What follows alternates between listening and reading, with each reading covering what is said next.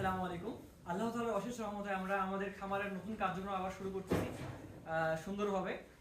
আমি আপনাদেরকে দেখাবো সম্পূর্ণ প্রজেক্টটা। আমি এই সম্পর্কে বিস্তারিত আপনাদের সাথে আলোচনা করবো আজকে। আপনাদেরকে দেখাবো কিভাবে আপনি যদি একজন নতুন খামারি হয়ে থাকেন বা নতুন পরিকল্পনা করতেছেন, নতুনভাবে নতুন একটা শেড তৈরি করবেন, সেই কাঙ্ক্ষীকে আমরা আপনাদের সাথে উপস্থাপনা করব, সুন্দরভাবে দেখাই দেবো। হ্যাঁ, তো আমি যদি আপনাকে প্রথমত এটার সম্পর্কে বলি, আমরা এখানে 5টা গরু রাখার জন্য ব্যবস্থা করতেছি। যদিও স্পেসটা একটু কম মনে হলো, স্পেস কিন্তু মাশাআল্লাহ অনেক বড়ই। হ্যাঁ, এখানে 5টা বা 4টা গরুর জন্য সুন্দর একটা জায়গা, পর্যাপ্ত পরিমাণে জায়গা আছে, যেহেতু মাঝারি সাইজের গরু থাকবে। আর আল্লাহ তাআলার রহমতে সবকিছু সুন্দর হবে। আমি যদি আপনাদের সামনে দেখাই, একটু সামনে আসো।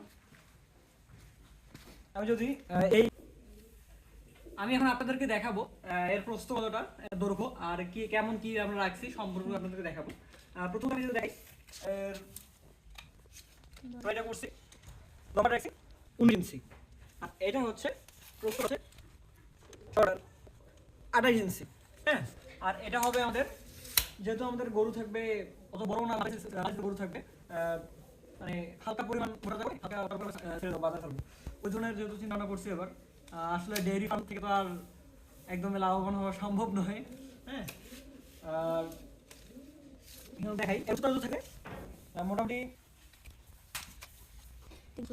সুতরাং রাখছি 21 ইঞ্চি সমান। হ্যাঁ, 21 ইঞ্চি সমান যাতে করে আর কি গরুর কাপড় উপরে অনেক দেখা যায়। আমি আমাদের যে আগের শেড করা আছে এটা মানে হ্যাঁ পরীক্ষা করে আমরা করি নাই, তো দেখছি ওখানে আবার গরু উপরে চড়ে অনেক ঝামেলা করে।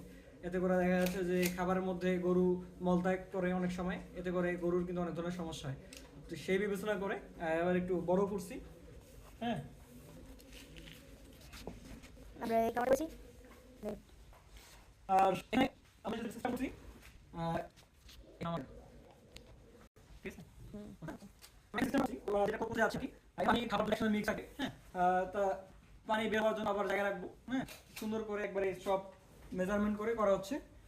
আমি চেষ্টা করছি যেটা করতে যাচ্ছি কি পানি খাবার একসাথে মিক্স থাকে। হ্যাঁ, তা পানি বের হওয়ার জন্য আবার জায়গা রাখবো। হ্যাঁ, সুন্দর করে একবারে সব মেজারমেন্ট করে করা হচ্ছে। আল্লাহ তাআলা যদি সহায় হয় অবশ্যই সফল হব। আর অবশ্যই আপনারা আমার জন্য দোয়া করবেন, আর ফার্মের জন্য করবেন, যাতে অবশ্যই উন্নত এই দিকে আসতে পারি। আর যেহেতু সবকিছু বাদ দিয়ে ফার্মিং শুরু করতেছি, এখন সবকিছু আপনি আল্লাহ ইচ্ছা, আল্লাহ ভরসা, অবশ্যই আমাদের দোয়া করবেন এতটুকুই। আর পরবর্তী আমরা কি পর্যায়ে যাচ্ছে সব কিছু তো অবশ্যই আপনাদের সাথে তুলে ধরা হচ্ছে।